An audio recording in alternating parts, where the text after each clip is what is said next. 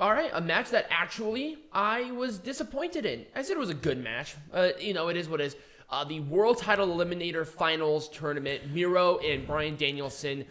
This is kind of what I expected. Really? You got the spot fest. You got the spot fest for the first two matches. You exhausted both guys, and this is the sleeper match, a World Title #1 contender match. Yeah, That's your sleeper? this was it wasn't the sleeper match. It was the technical mat, feet on the mat sort of match. I guess. But yeah, this is technically a sleeper. This technically is where the crowd gets back into the swing of things. Right. And it was a DDT knockout on Miro, which I'm not a big fan of that ending anyway. I wasn't a big fan of the ending of this one. Now, obviously, the implication it was kind of weird. Right. It was a really strange ending. I wasn't a big fan of it. But no. But Bryan Danielson is the #1 contender, and after all this time, a lot of people were saying, "Oh, he's gonna be automatically #1 contender." No, he earned it. Right. And every single match that he's been in have just been spectacular. Right. So I'm okay with him being the #1 contender. And that's rare for me to say. The Danielson Page match is going to be pretty good. Oh, it's going to be awesome. Obviously, people know the ending. Right. But it was a good match. I liked it. But it was just one of the weaker matches with both of them. Just kind of a sleeper after everything that happened before. Yep. All right, Peanut Gallery. I don't know how the fuck we're going to do this, but we're going to somehow figure this out. Let's make this shit majestic again. With this one, I would not have changed a fucking goddamn thing. Nope. Again, first successful example of long-term storytelling. This is exactly what we needed. I probably would have wished that Kenny Omega wasn't as injured as he is, but hey. His work, he took a little too much for his workload. He has no one to blame but himself for it. Hopefully he gets the healing, and hopefully we can see a rematch. Yep. We most likely will. Yep. So let's talk about Now, I love the build-up to this. The build-up to this has been great. The match itself, it went about as I expected. I think the right person won. Or I think the right person ate the pin. Yeah. But it went about how I expected it to go. Mm-hmm. It's a comedy match. I didn't have the highest expectations for it. I probably would have switched the false count anywhere in this match within the card, and it probably would have been a little more impactful for me personally. I like the touches they did with the Minnesota-based inventions that they... Yes, so that was another thing that we didn't even talk about was they had a bunch of different Minnesota-based inventions that were weapons. Toaster. Like, the toaster was invented in Minneapolis. Hockey stick. Hockey's a big part of Minnesota culture.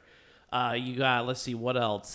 Oil barrels, big part of Minnesota culture. You got, they just did those little tiny things that just made sense. It's something that AEW is really good at. Yeah. A lot of great attention to detail. Also, I know that Dan Lambert's not a wrestler, and he did not take a lot of bumps, but man, you can tell that this guy has a lot of great passion for this business. Oh, yeah. And he's such a great talker, and I loved it that he was in this match. Mm-hmm. He just kind of looked ridiculous, looking like a blueberry. But that's fine. I wouldn't have booked this any different. I probably would have started this program earlier to really hit home about it, but I feel like they did this one right. Yeah. Maybe have this one a no DQ or something like that, and maybe not a pinfall. I probably would have done like Eddie Kingston couldn't continue or something. Or something like that. Something to make him look strong. Right. Well, he still looked strong in defeat, but I feel like if he was like technical knockout, like he passed out or he couldn't fight anymore, that probably would have been a lot better than just your standard pinfall. Yeah. But that's really about it. So replace the Miro, Danielson finish with this and switch them around. Right. Once again, it's one of those things where the marring of Full Gear this year was weird finishes. Mm-hmm. Ty Conti, she needs a little more work. This should have been a clean, no ambiguous pinfall. Yes, it should have been. Or a submission or a pass out. If you did a pass out here, I would have been okay with it too. Yeah. But this whole kick out of the last second, that's Hulk Hogan shit. What are you doing here? That's amateur hour wrestling. Right. Like, what are you doing? And also, don't have Britt Baker kick out of the 3 big finishes that Ty Conti uses. Right. It almost makes Ty Conti look weak. Yeah, look like an amateur. Right. It's like, why is she here? Why was she going for the title? Okay, yeah, she won a bunch of matches. And she hit three big finishes, and she couldn't get the fucking job done. She couldn't get the job done. Right. That's what I think. I didn't think that Britt Baker looked strong. She doesn't have to look any stronger. She's Britt Baker. Like, come on.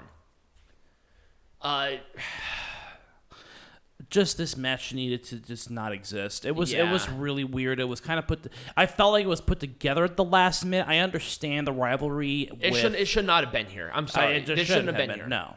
It made no sense. Yeah. It started really quick, and it felt like there was no reason for it. Cody Rhodes just needs to be a heel and just get on with it. Mm-hmm. Jesus. And I feel like the wrong people won. Yeah. Honestly. Legitimately, this just didn't make any sense to me. I did not like it whatsoever. Right.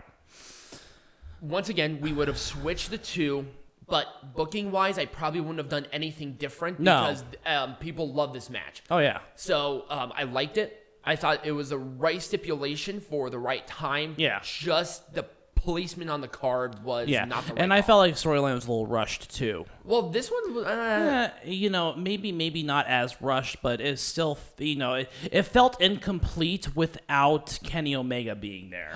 I can see that. I can totally see that. It felt a little incomplete. Right, well, because he was involved with them anyway, so there was no reason for this. Right.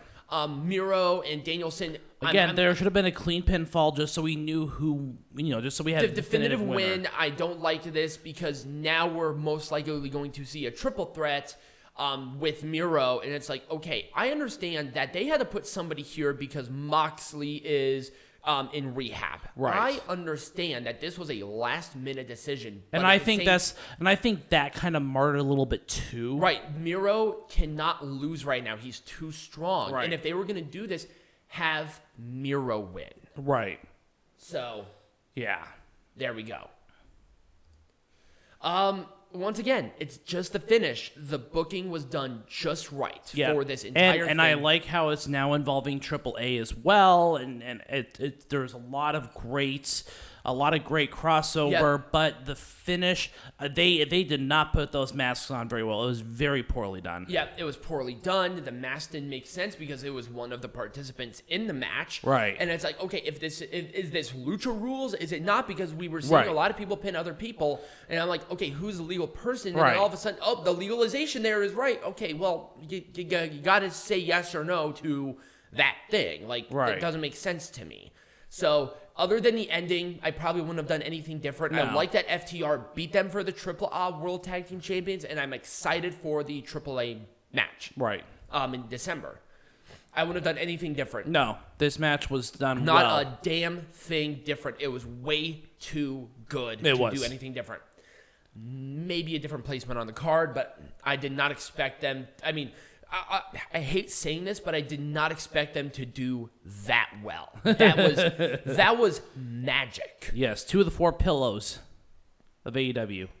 Did somebody say that? Yeah, JR said that. He said 2 of the 4 pillows. Instead of pillars, pillows. Yeah, it's Egyptian down.